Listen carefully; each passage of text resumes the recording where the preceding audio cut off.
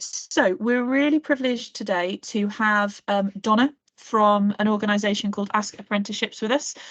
She's going to be doing 2 activities with you. First one is an assembly. That assembly is for everybody. That you don't want to apply for an apprenticeship, it's still worth you listening to this, because it might be that you discover that apprenticeships maybe appeal to you more when you learn more about them than you thought. If you're in year 13 and you definitely want to apply for an apprenticeship, great. I'll talk a little bit more about what we're putting on for you afterwards. In year 12, this is just information for you, because at the moment you need to be gathering information about every possible pathway for you to study after 18 to see what's most suitable for you. After this session, after assembly, if you are pretty certain that you want to do an apprenticeship, that is regardless of whether you're in year 12 or 13, you are invited to head to T20 for a longer session with Donna, where she'll go through much more specific information about apprenticeships, about applying, what you need to be doing now, all of that sort of stuff. Year 13, if you want to apply for an apprenticeship, you must be at that session. That is essential. Year 12, if you want to apply for an apprenticeship, that session is strongly recommended. Hopefully you have already signed up through your mentor, but if you've not signed up, we are still happy to accept you.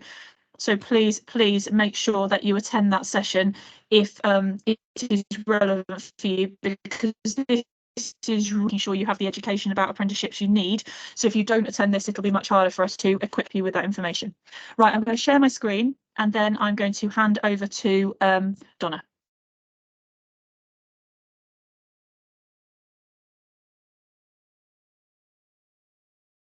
Right then, so this is Donna's presentation. I'll hand over to her and she will give you the information you need.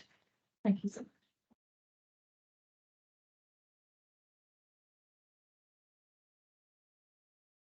Good morning, everyone. Thank you for attending today. I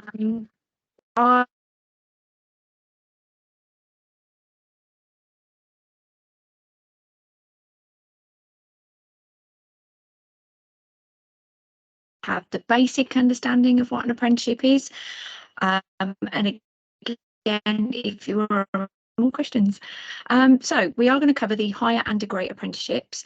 This information is normally aimed at students that are in years 12, 13 plus.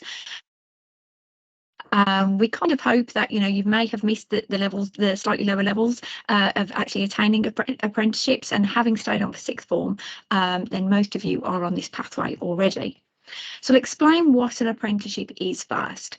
It is basically a full-time job with education on the side. That's all that apprenticeship means, that you are actually doing the job that you have applied for. Now then, when it comes to an apprenticeship, you do have to go through the process of applying for an apprenticeship like you would any other full-time job. That does mean that even though you might still be in school, you can actually start that process, and that will include filling out your CVs, filling out application forms, going for assessments and going for interviews.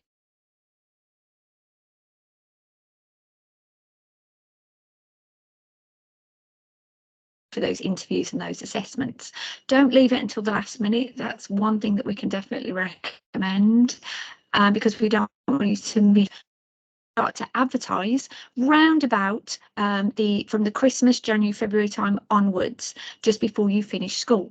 And that's so that they can actually get your interest and gain some knowledge about you before you go through your exams, so that you are ready to start your apprenticeship as soon as you finish school. So it is a bit of a process. It isn't that easy to go through. I fully appreciate that, because you do have to think ahead of the game, but it is an option. So let's just go through it.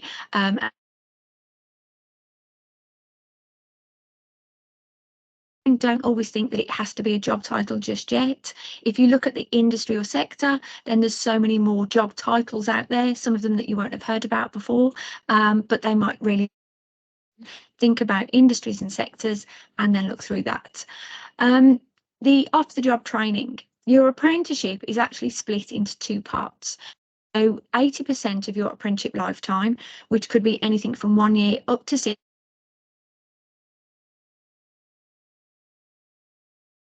The other 20% will be in education, but your company will choose this level of education for you and where you go to gain your education. Now, this just makes things a little bit easier for yourself, but it also means that they're choosing the right course attached to your job role. And again, you may not understand all of those processes yet, so let them take care of that part. And there is another reason to do that. That's because they pay for your education, so they choose who they would like to give their money to. We'll go through all of that with you in a few more slides though. Now, then there are different levels of apprenticeship that you can apply for. Apprenticeships are available to anybody over the age of 16, and there is no upper age limit to them. So we do offer out apprenticeships to students that maybe don't connect so much when it comes to school, or who maybe did not attain GCSEs at grades 4 and above. So we look at the levels, the lower levels there. The more education you have and the better your outcomes, the higher level that you can choose. But I do have a slide to go through that in a little bit more detail with you in a moment. Everybody does get paid a salary. Now, again, salaries vary depending on the level of apprenticeship that you choose, depending on your age, and depending on your qualifications as well. Because you could actually be in a job doing something that you've been doing for a number of years, and then decide that you want to maybe go for a promotion, or maybe just attain a slightly higher level of education while you're doing that job role. So you could actually have, you could become an apprenticeship during your job role, just again have that that level of education attached to it. So again, your current job role and your current qualifications mean that you will keep at that further down the line. It is a real job though. Please don't think that for anybody doing an apprenticeship at any level, it does come with real responsibilities. It isn't school, it isn't college, and it isn't university. You do have to turn up for work every single day that you are expected to. You will have to do the job that you have applied for and that you are expected to do as well by your employer. It doesn't come with summer breaks and Christmas breaks and the Easter breaks. It doesn't come with the teacher training days. It's something that you have to be committed to. It's something that you have to pass the qualifications on the side. You will get treated like any other employer. So you will get your typical bonuses. You might even get towards your retirement fund as well. It's all in there. But because it read them, you have to make sure that you match yourself well to that. Is it something that you feel you can actually do every day? If this isn't your pathway yet, then that's absolutely fine. Don't choose this path. Be perfect for you. You do have to sign 2 contracts when it comes to an apprenticeship. Those responsibilities, and you will turn up for work every day and do that job role. The second contract is the one that you, at the end of your apprenticeship, you will be offered. This will include your new job title. This will include your new wages and your new responsibilities. And then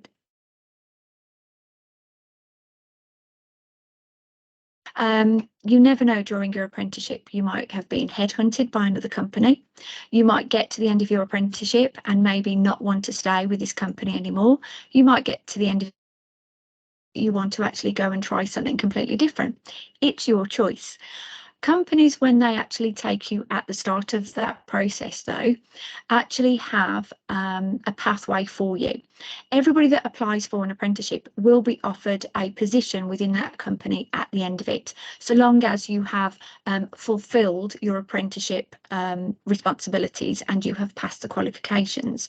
That contract that you are offered has in the past been held as a little bit of a ransom by some companies who have said, well, we've paid for your education. We think that you owe us maybe a year's worth of work. We didn't think that was very fair. We've looked at it, and it comes down to a decent conversation between yourself and your employer. Do you like what's in that contract? Do you agree with what they're offering you? And that's something, excuse me, that is something that you have to sit down and really do look through carefully. And you have the right to question that as well. But I have to say, there aren't many students that turn down that second contract. But all of that, I know that doesn't sound like the easiest option for anybody. It's a lot of information. It does take a while to actually get an apprenticeship. It takes a process to find the right one for you, but you've got time to figure this out. Like I said, they won't start really taking on candidates until the start of next year and onwards. So you do have time to look through this. And the good thing is you can apply for an apprenticeship and you can apply for university at the same time. They don't cancel each other out. So do both anyway. The different levels. So we have everything from level 2 all the way through to level 7. Now then, level 2s and 3s. These are offered to students over the age of 16, anybody over the age of 16 that would like to apply for an apprenticeship. Now ignore the end column at the moment. For a level 2, you don't necessarily need GCSE maths and English. To apply for a level 3, grade 4 and above. Now then, for those two options, you will go to a local college to gain your level of education and your job related qualifications, and you will come out with GCSEs, or you will come out with either A-level or BTEC courses, again depending on what the company has chosen for you. Then we have our higher and degree options. These are our levels 4 all the way to level 7. These are university level apprenticeships. For a level 4 and 5, this is your degree level. Your foundation degree level, and the 6s and the 7s are your bachelor and your masters. And for these, the companies will actually outline what qualifications they require from you, and will depend on which level of apprenticeship you can apply for and what they will offer. And for any level 4 to 7, you will go to a university to gain that education. And again, that's down to the company and who they actually choose to work for. When it comes to any of the education, whether you go to a college or whether you go to a university, there is no course written for an apprentice. It is exact time. With a college, it's normally 1 day a week, and with a university, it's split between the year. Some companies might release you for 1 day a week, other companies might release you for a couple of weeks at a time. Some companies condense it all to a couple of months of learning, and then you're back in the workplace. That is a conversation you need to have during your interview stage.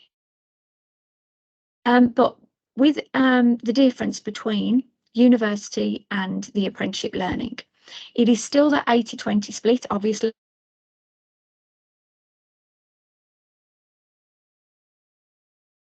Over 3 years, you do get paid a salary and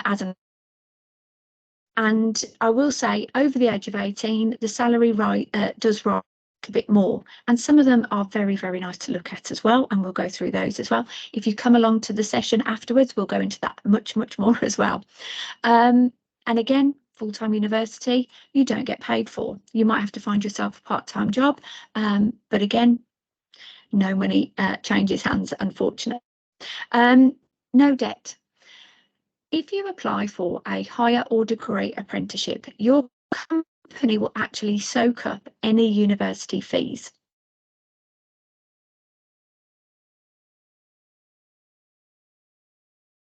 Also pay for any travel to and from a university, and there might be some help as well towards maybe laptops or equipment. And you don't have to pay them back ever. Which is something I kind of think should actually be in a flashing button somewhere on the screen, because even if you choose at the end of your apprenticeship to not stay with that company, you still do not have to pay them back. University obviously comes with costs. I've got 3 children. One of them went down the apprenticeship pathway when he was 16. My second one went down the university route. She was school, college, into the world of learning, and then into the world of work. Both of them at some point have gained a university degree. My first child, who did the apprenticeship, actually took on his higher level. He did a level 5 apprenticeship, 4 years. So he did 2 years as an apprentice, 2 years in the world of work, and then added on the level 5 to his everyday working life. So came out with a foundation degree. My daughter, who went to the university route, she came out with a level 5 foundation degree. His was completely free, didn't cost me a penny. Hers cost me a little bit more. Look at what you can get, look at what you can get offered. For some of you, it might be the perfect option to go school, college, into university, and then into the world of work. But for some of you, just have a look at this option. It does give you just a different way to gain your degree. It gives you a different way to start your career, because it's the experience that you get as an apprentice that is invaluable to your own CV. It is invaluable to other companies as well, because you already understand the job role and you have the qualification all at the same time. So again, what do you get at the end of it? Yes, it is a little bit longer as an apprentice. It is that 4 to 6 years, but you are only in education part-time. So we want you to gain the same outcome as it would be full-time, but all it means is you get time away from work to go and get your education. And I have to say, you still get paid your salary while you're actually in education as well. So have a look at what is the best option for you. Most of the learning nowadays, you will attend either the college or you will attend the university. Some of the larger companies out there, workplace learning classrooms. JCB have actually built their own school. The NHS do a lot of theirs in-house. The West Midlands Police, again, do a bit of a split. They do a lot in-house, a lot of classroom learning as well at a university. Online learning does happen. Universities and colleges do have their summer breaks and their winter breaks. You will be at work during that time. But if you need to keep up with your studies or you need to keep in touch with your tutors, then some online learning will happen. It is a nice way to keep in touch. And again, it means that you're always in contact with a tutor if you do need them. So it can be delivered in many, many different ways. Big question is, what do you want to be when you grow up? Some of you might have an idea, some of you might not have a clue yet, some of you might be completely and utterly flummoxed by what's out there. That's okay. Take your time, have a look around. I always say to students at any age, don't pigeonhole yourself just yet with a job title. It's nice to have an idea, but if you don't look around, you don't know what's out there. So take your time and discover those sectors and those industries. Have a look at some of those big name companies that are out there. Even they offer out lots and lots of different job roles. And some of the job names, I'm sure, are made up. So just to, because it's and companies need somebody to fill a particular space, so they will create a position for around and see what's out there. Whether you want to do this as an apprentice or whether you want to do this as after university, just see. There is so much on offer. We have every single day on the government website, which we do use every day, over 100,000 positions as apprentices, and I can't name them all. I don't have enough time, but there will be something out there for you. And who offers out apprenticeships? These are huge international companies that you probably recognise and know what most of them do. There are so many more companies out there, though, that are local to you that maybe employ 10 people. We have a lot of small and middle-sized companies that offer apprenticeships in lots and lots of different ways, lots and lots of different departments. Just because they're small doesn't mean that they don't offer you a degree apprenticeship. So again, that research is needed. When I say it isn't the easiest option, this is on you now to find out what suits you the most and who you want to go and work for as well. You might actually look into the background of a company and think, on the outside they look fabulous, but once you look inside them, they may not suit you. So again, it's a personal choice at this point. They don't know who you are, you're applying to them. And look inside companies as well. Like I said, some companies out there that are ridiculously large have every single one of those departments within it. The NHS do, the Army do, your local council do. Again, where do you fit into the world of work? And when it comes to applying for apprenticeships, because you can move through the levels, you can start at a level 3 in maybe customer services, complete that apprenticeship, and then move up to a foundation degree in maybe human resources, and then maybe move up to a higher degree in business development. There's different ways that you can actually use the apprenticeship pathway in all sorts of different ways. So have a look around and see what a company can offer you, and look at that progression as well. So we'll look at the money side of this now. When we actually add these on, what I like to do, and I tend to do this a lot, so this is where I kind of put it on your shoulders now. I always try and find the offers that are the lowest at the moment, and then I like you to try and find the ones that are slightly higher.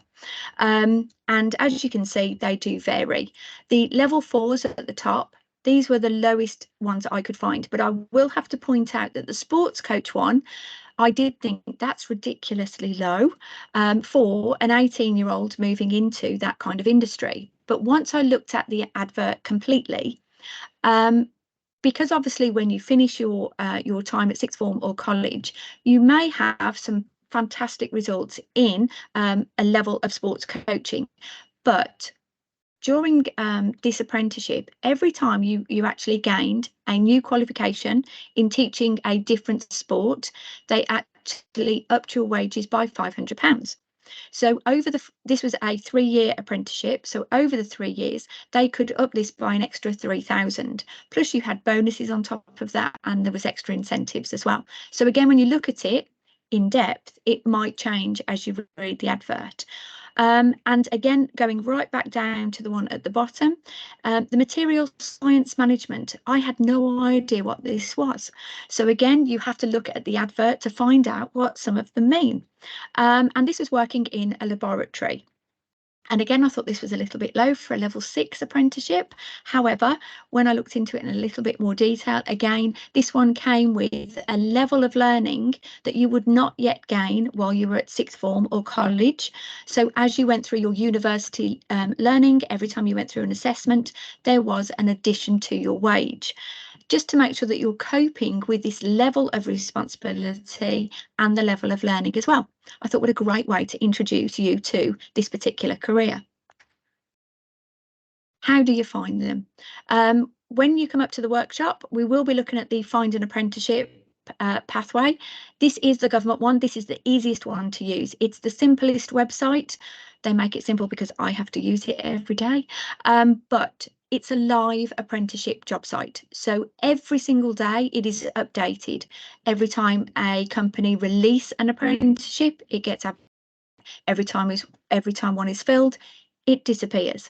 And because anybody can apply for an apprenticeship at any time of the year, it's a rolling website. So 24 hours a day, it is live. UCAS now, so if you are looking at universities, go and have a look at their apprenticeships. They will actually advertise apprenticeships in the fields that they offer out the learning. So any companies that use that particular university to offer the training, you will have contacts to those companies as well. Employer websites, please use them.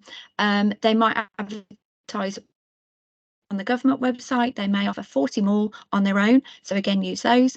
And if you go on to hire and listings, again, this is a rollover. So every time a company advertises in just that higher level end, you will be able to find it there as well. But company websites, like I said, are invaluable. Social media. I've had to get used to using social media to do research, but it is out there. Your LinkedIn, your Twitter, your Facebook, your Instagram, everything that you use nowadays, companies use as well. It is part of the world. Social media events, social media sign-ins, releases that go on within the company, it's all there. So use them. And go home and have a conversation with the people that you live with. It's okay to do that. Who do you live with? Who do your parents, or do they own a company that offer out apprenticeships? If they do, can they offer you an apprenticeship, or could they offer somebody that you know an apprenticeship? It's okay to share out apprenticeships, and if they don't currently offer an apprenticeship, go back onto the government website and fill out the form to offer an apprenticeship. So again, go and have those conversations with people around you as well, because they might just be able to help you in your futures. So that is the Institute of Apprenticeships.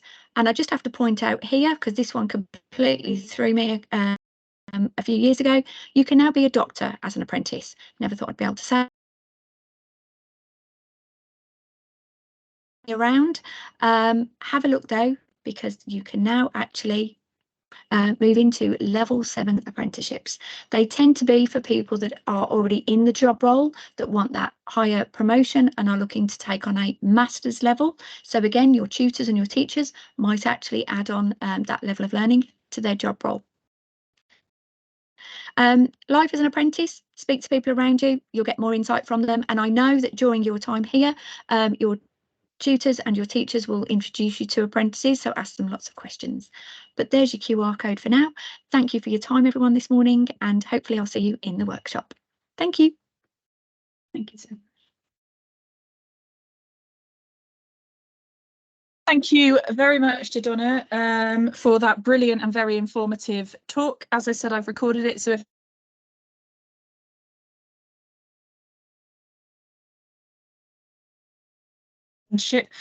as I said, if you're in year 13 and you want to apply for an apprenticeship, it is essential that you attend the talk now in T20. If you are in year 12 and you're interested in apprenticeship, I'm not going to force you to go, but it is highly, highly recommended. If you've already signed up with your mentor, then staff have been involved through our staff, informed through our staff daily bulletin. I recommend you go anyway. Please take up this opportunity. So as soon as the bell goes, head to T20 if you want to be there for the talk in a minute. I hope that was useful. Thank you very much. Bye-bye.